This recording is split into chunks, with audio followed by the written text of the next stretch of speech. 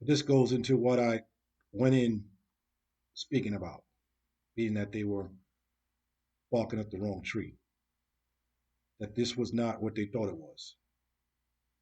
So I pretty much stayed on course with this the whole time. Not saying everything here was exactly what I said, but that's the way he presented it.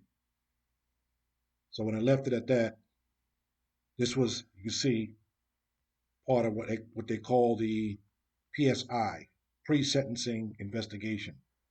So this was written up in there. So this went all the way to the time of 2009 as far as when they decided to come back and rearrest me, which it says on the paper itself that they rearrested me for a charge from 1997. This is why I say that people can't say that, oh, the locals are not doing the right thing. Go to the feds. The Department of Justice will be fair. That's not true. They're the same people. Those are the same people that would create this Guantanamo Bay and put people in a place that they never get charged or never get any due process because they say it's somehow national security, but you're dealing with people's rights. They have no problem with that.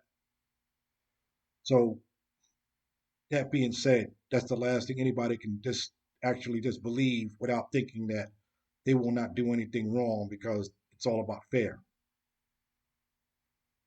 Just because I'm saying what I say here, rather than look at what I had to show them or what was there for what I was talking about, they rather just push it off as this person doesn't know what he's speaking about. Who does he think he is? Look what he's being charged with. How could somebody say something like that and have something like this? How could you have a people that held up as being the most intelligent and the most um, fair dealing, freedom loving people own slaves?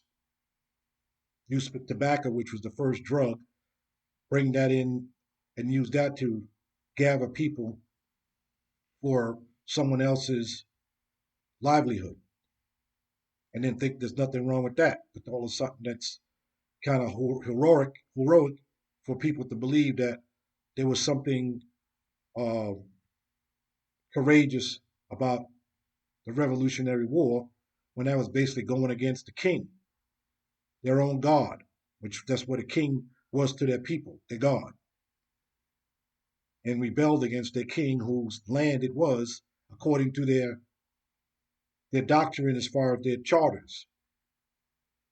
So they rebelled against that. There's nothing wrong with that. That's heroic things and holding people against their will. That's heroic because you'd say it's freedom, but it's not. The first crime written in the Constitution was the Fugitive Slave Act. That means that black people were automatically considered criminals just in the Constitution alone. So how do you deal with that? How do you square that off?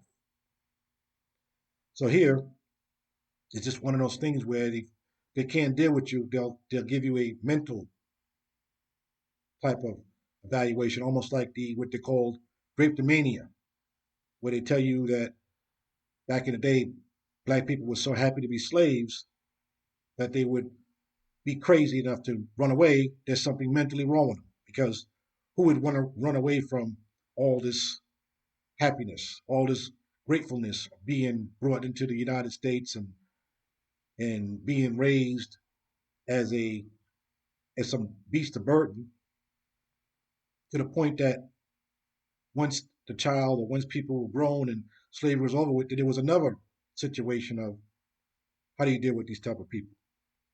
There's always something wrong with them because when we say things, it can be anybody they want to be. You say something, there's something wrong with you if you're not aligned with what they see you as.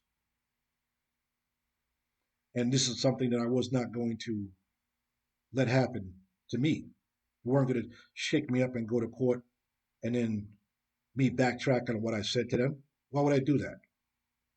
To make them feel good? Because I was telling myself a lie? If I was telling myself a lie, it was then And then who had to do the lie? The lie was the four charges in the beginning. The lie was reopening the case in 2009 and then showing that they actually did recharge me with something that was already dropped. Now, who's the one doing all the underhanded, crooked stuff? Was it me? And that was back in 2009. That was before I was able to see what the rest of it looked like, what I was coming home to see from the experience of being in Coleman, 50 miles away from Orlando.